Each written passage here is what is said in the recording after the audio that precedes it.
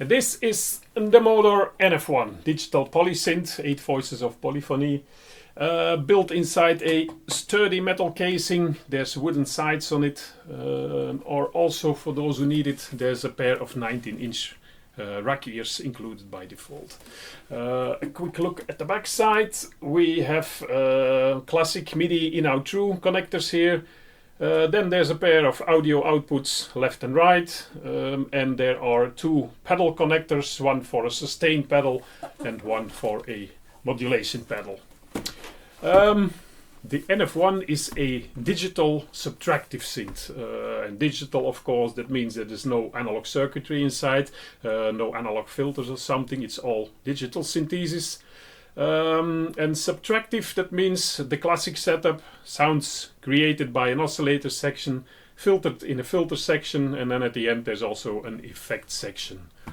That doesn't sound too uncommon, of course, but there are quite a few unusual features inside each of this section.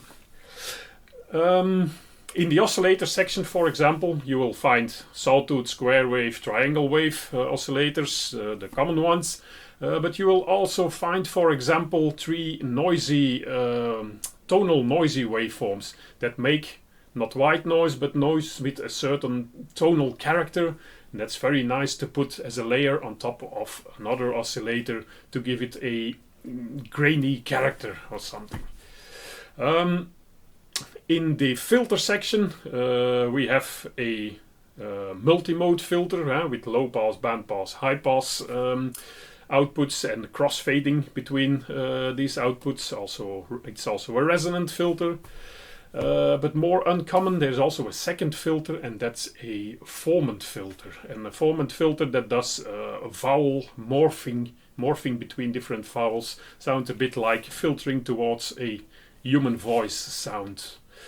In the effect section, things are maybe a bit more classic, but every parameter has its own dedicated front panel knob.